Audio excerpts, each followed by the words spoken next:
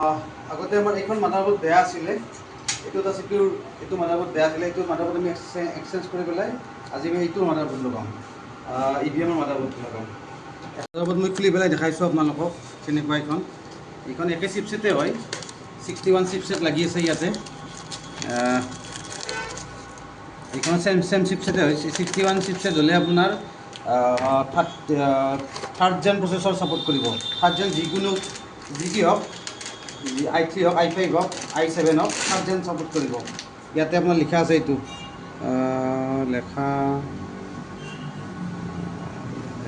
এইটো মডেলটো HN861 মাদাৰবোৰ্ড মানে third জেন ইণ্টেলৰ third জেন processor support কৰিব। i5, i3, i7 থাৰ্ড জেন হ'ব লাগিব। তাৰপিছত ইয়াৰে যিটো প্ৰচেছৰ লাগি আছে, এইটো প্ৰচেছৰ খুলি পেলাই ইয়াতে লগাম আমি। এইটো কেনেকুৱা মই আপোনাক এবাৰ খুলি পেলাই দেখাইছোঁ। এইটো বস্তুটো এইটো হ'ল এনেকুৱা, এইটো ইয়াতে এনেকৈ খুলিব লাগিব।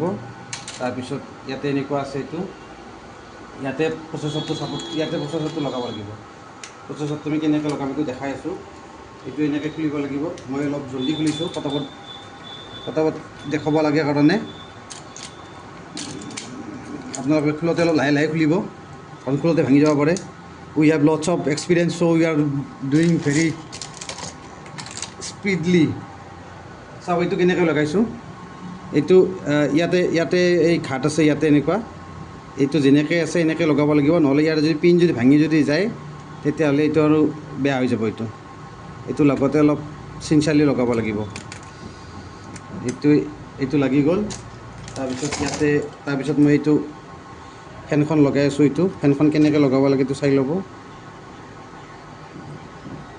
এইখন ফেন লগতে অলপ সাৱধানে লগাব লাগিব, নহ'লে ফেনখন ভাঙি যাব।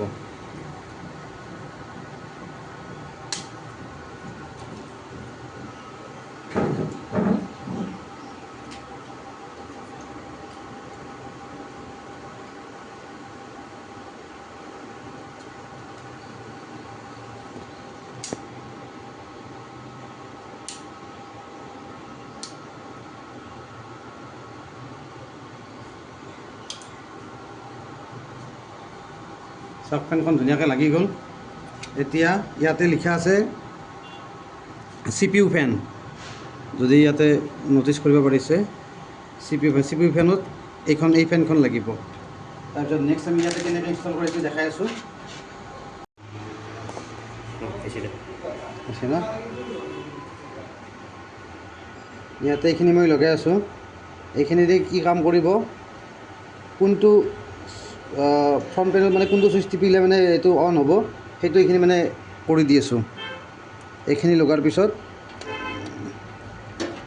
এইটো এতিয়া অন কৰিব পাৰিম। এতিয়া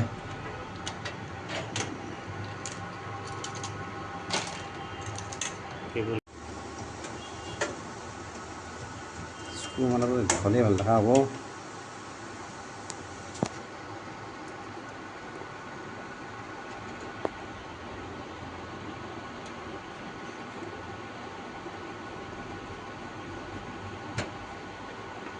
হ'ব দা, এটা নহ'লে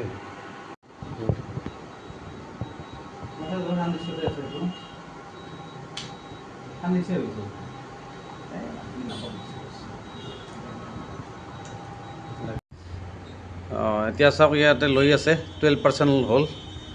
বাকী কম্পিউটাৰ আমাৰ চলি আছে, আৰু কিছু সময় পিছতে ৰেডি হৈ যাব।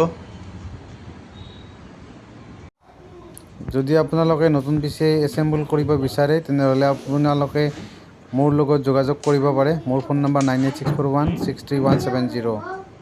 আৰু যদি লগতে নতুন PC এছেম্বল কৰিব বিচাৰে, তেনেহ'লে অৰ্ডাৰ অনুযায়ী আপোনালোকক নতুন PC যোগান ধৰা হ'ব। ধন্যবাদ।